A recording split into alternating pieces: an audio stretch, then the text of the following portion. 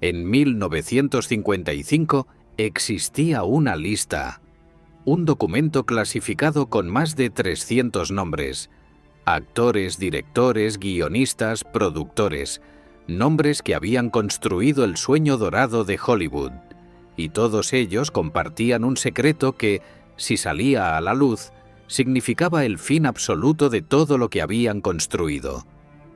Esa lista existió, y las vidas que destruyó fueron reales. Bienvenidos al lado más oscuro de la era dorada de Hollywood, al sistema que sonreía para las cámaras y aplastaba todo lo que consideraba inconveniente detrás de ellas. Hoy vamos a hablar de persecución, de poder, de miedo, y de hombres que pagaron con sus carreras, su salud mental y su dignidad el simple hecho de ser quienes eran.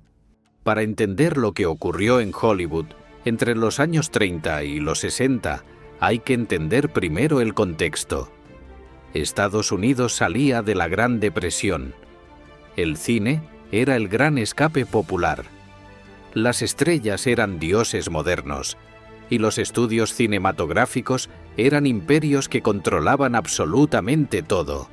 Lo que comías, con quién te fotografiaban, quién era tu pareja oficial, qué declarabas en una entrevista, y lo más importante, qué secretos debían morir contigo.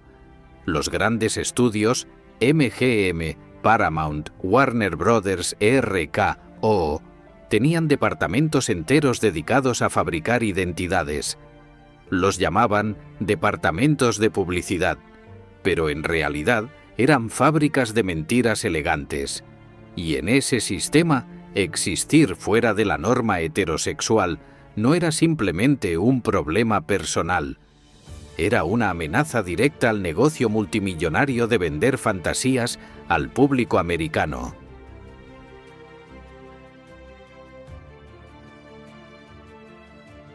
El hombre detrás de la lista. J. Edgar Hoover y el archivo del terror. Antes de que los estudios construyeran su propio sistema de control, alguien más llegó primero. Su nombre era J. Edgar Hoover, director del FBI durante casi 50 años, el hombre más poderoso de Washington que nunca fue elegido por nadie, y tenía una obsesión particular con Hollywood. Hoover construyó durante décadas un archivo secreto sobre las vidas privadas de actores, políticos, periodistas y figuras públicas, información comprometedora, fotografías, testimonios, cartas personales, material que nunca llegaría a un tribunal porque su función no era judicial. Su función era el control, la amenaza silenciosa, el poder de decirle a alguien, yo sé lo que eres, y si no cooperas, el mundo también lo sabrá. Lo irónico, y la historia no ha terminado de procesar esto del todo, es que el propio Hoover era, según múltiples fuentes y testimonios de personas cercanas a él, un hombre que llevaba una doble vida. Su relación con Clyde Tolson, su subdirector y compañero inseparable durante décadas, fue documentada y analizada por historiadores. Tolson y Hoover viajaban juntos, vacacionaban juntos, se dejaron mutuamente sus herencias. Hoover nunca se casó. Nunca tuvo ninguna relación romántica pública con ninguna mujer. El hombre que persiguió a actores gay durante décadas era posiblemente el secreto mejor guardado de Washington. El Código Hays, la censura moral que lo cambió todo.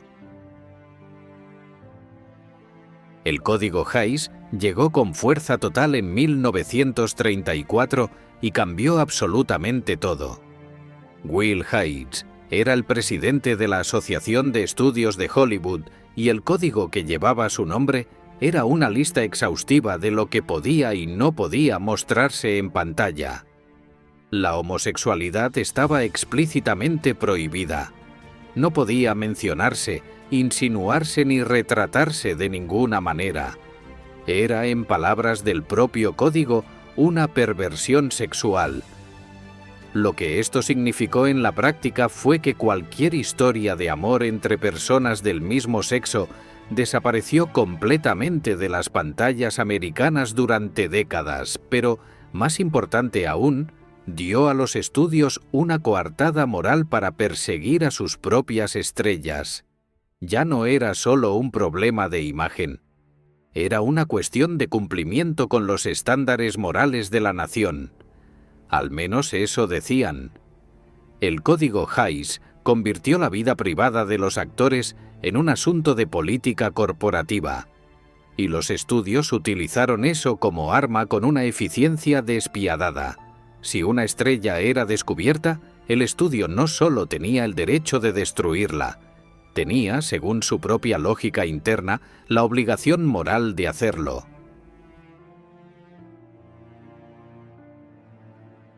1. William Haynes, el actor que Hollywood prefirió olvidar.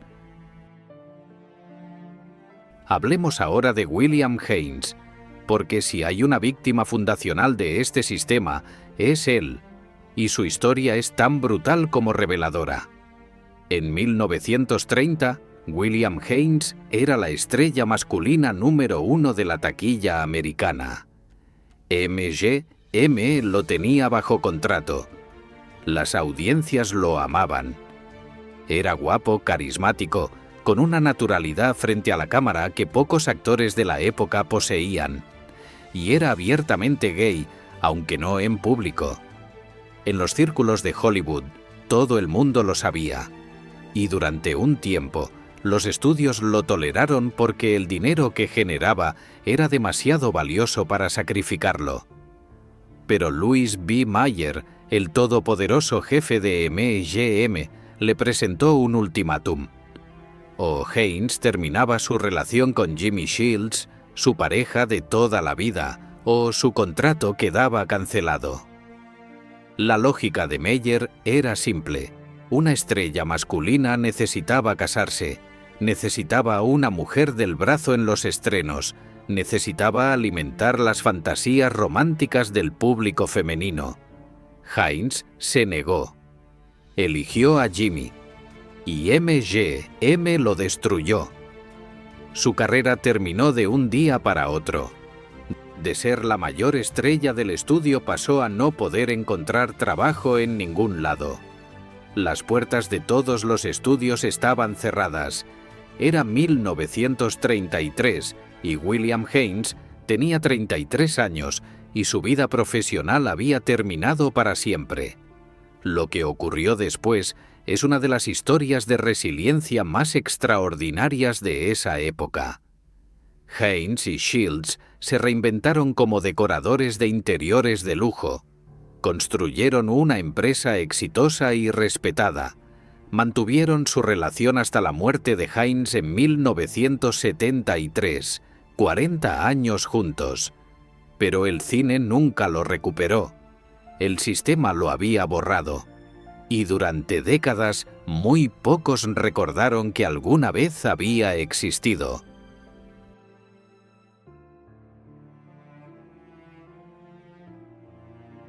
II. Montgomery Clift, el genio que el sistema rompió. Es quizás la historia más trágica de toda esta época. Un actor de talento descomunal. Algunos críticos de su tiempo lo consideraban el mejor actor de su generación, por encima incluso de Marlon Brando y James Dean. Nominado 4 veces al Oscar. Protagonista de películas como Un lugar en el sol, De aquí a la eternidad y Río Rojo. Un nombre que debería resonar hoy con la misma fuerza que cualquier grande de la historia del cine. Y un hombre profundamente torturado por la contradicción entre quién era y lo que el sistema esperaba de él. Clift era bisexual. Sus relaciones con hombres eran conocidas en determinados círculos de Hollywood, pero los estudios habían construido sobre él una imagen de ídolo romántico para las mujeres americanas, una imagen que debía protegerse a cualquier precio. Eso significaba que Monty vivía en un estado permanente de actuación, no solo frente a las cámaras, también fuera de ellas, en cada entrevista, en cada aparición pública, en cada fotografía. El resultado fue un hombre que se desintegró lentamente. El alcohol se convirtió en su compañero constante. Las pastillas después.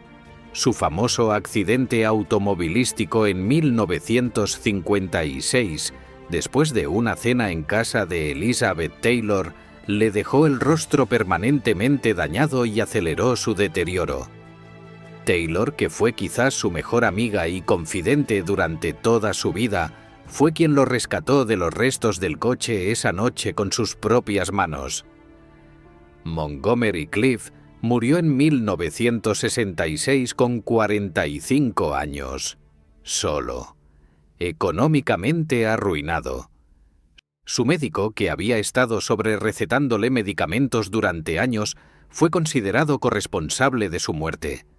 Pero el sistema que lo había obligado a vivir una mentira durante toda su carrera nunca rindió cuentas de absolutamente nada.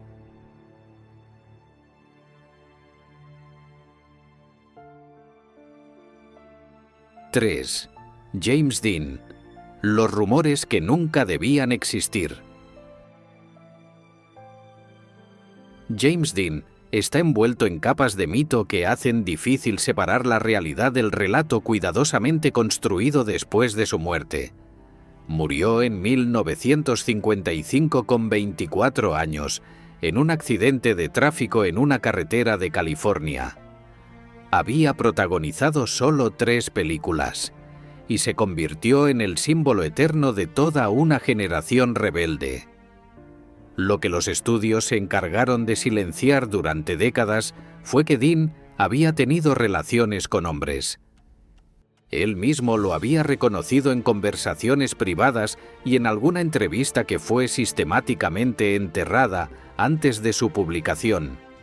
El productor Rogers Brackett, un hombre considerablemente mayor, fue uno de sus primeros protectores en Hollywood, y su relación fue documentada como mucho más que profesional. Pero el mito de James Dean necesitaba ser heterosexual. Necesitaba ser el chico rebelde que rompía corazones femeninos y que moría demasiado joven para convertirse en leyenda, y así fue construido y mantenido por los estudios de Warner Bros. Y por toda la maquinaria de publicidad que operó incluso después de su muerte. El control de la narrativa no terminaba cuando el actor moría. En algunos casos, como el de Dean, empezaba exactamente ahí. Porque un ícono muerto no puede contradecir la historia que otros construyen sobre él.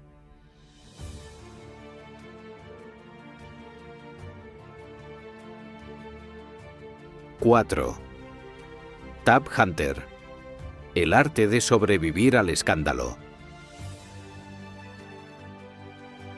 Tab Hunter es quizás el ejemplo más fascinante y calculado de cómo funcionaba el sistema de fabricación de identidades en Hollywood.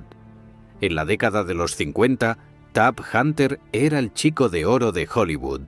Rubio, atlético, con una sonrisa perfecta que llenaba las portadas de todas las revistas de fans. Su canción Young Love llegó al número 1 de las listas musicales. Era exactamente el producto que los estudios querían proyectar al mundo. Y era gay, algo que en los círculos de Hollywood se sabía perfectamente. En 1950, Tab Hunter fue arrestado en una redada policial en una fiesta privada gay en Los Ángeles. La información llegó rápidamente a la revista Confidential, que en esa época era la publicación más temida de todo Hollywood. Confidential se especializaba en revelar los secretos que los estudios querían mantener ocultos, y su modelo de negocio era esencialmente el chantaje institucionalizado. Lo que ocurrió a continuación fue una demostración perfecta del poder real de los estudios. Warner Bros. Movilizó sus recursos, sus abogados, sus contactos en los medios de comunicación.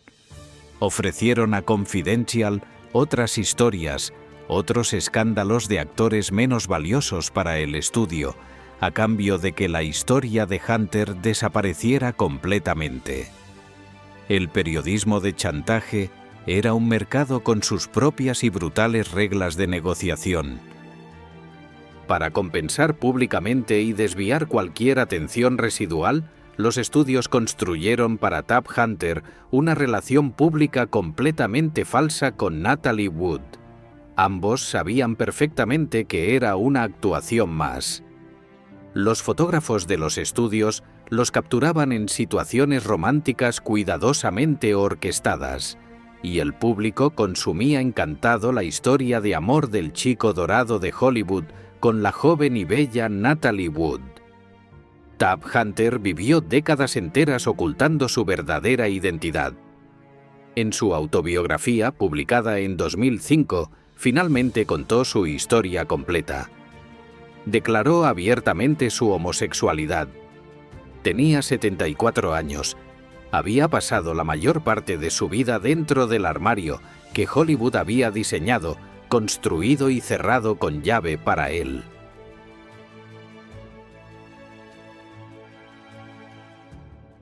Cómo los estudios curaban a sus estrellas. El negocio del engaño. El mecanismo de los matrimonios de conveniencia merece un análisis propio, porque fue quizás la herramienta más sofisticada y fría de todo el sistema. Los estudios no solo toleraban estas uniones falsas, las organizaban, las financiaban, las planificaban con la misma meticulosidad con la que planificaban el rodaje de una superproducción. Una estrella masculina gay necesitaba una esposa. Idealmente una actriz joven del mismo estudio, suficientemente atractiva para ser creíble como pareja romántica, suficientemente necesitada del impulso que daba la asociación pública con una estrella consolidada y suficientemente discreta para mantener el acuerdo durante años. Los llamaban Lavender Marriages, matrimonios de lavanda. El color lavanda como código del mundo gay de aquella época. Ambas partes obtenían algo tangible. El actor obtenía protección y continuidad laboral. La actriz obtenía visibilidad y contratos que de otra manera tardaría años en conseguir.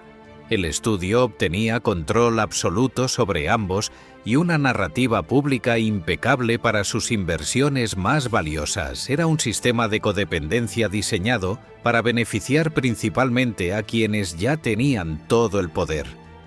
Y funcionó durante décadas. Lo que nadie contabilizó nunca en ningún balance fue el daño humano real. Las personas atrapadas en estas estructuras durante años, a veces décadas enteras. Las vidas paralelas que debían mantener en secreto absoluto. El costo psicológico devastador de actuar permanentemente, incluso cuando las cámaras no estaban encendidas. De no poder ser, en ningún momento del día, exactamente quién eras. El legado que el sistema no pudo borrar. El gran crimen de esta historia no fue solo la persecución individual de cada actor, de cada nombre en aquella lista. Fue la normalización de un sistema completo, donde el poder podía redefinir la identidad de una persona, y el mercado decidía si esa identidad era aceptable o debía ser borrada para siempre. Hollywood vendía sueños mientras destruía personas. Proyectaba en la pantalla gigante historias de amor, libertad y redención, mientras en sus oficinas decidía meticulosamente quién merecía existir públicamente y quién debía vivir en la sombra permanente. Los 300 nombres de aquella lista representan 300 vidas reales, actores que nunca llegamos a ver en su plenitud creativa. Historias que nunca fueron contadas con honestidad. Talentos que el sistema decidió que no merecían brillar completamente porque la verdad de quiénes eran resultaba incómoda para los negocios. La historia tiene una nota final que ningún guionista de Hollywood hubiera aprobado por considerarla demasiado irónica para ser creíble. El Código Hays fue abolido en 1968. El FBI tuvo que reconocer parcialmente la existencia de los archivos privados de Hoover después de su muerte en 1972. Tab Hunter vivió para contar su historia con su propia voz. William Haynes murió con 40 años de relación intacta con Jimmy Shields, algo que muchas parejas heterosexuales de su época no lograron. El sistema falló. Tardó décadas en hacerlo, y el daño que causó fue real e irreparable para demasiadas personas. Pero al final, falló. Lo que no ha fallado es la memoria. La obligación de recordar que todo esto ocurrió. Que el entretenimiento y el arte que consumimos hoy tiene historia detrás. Y que esa historia incluye a personas que pagaron precios que nunca debieron pagar por el simple derecho a existir exactamente como eran. Hollywood los persiguió. La historia los recuerda. Y nosotros, hoy, también.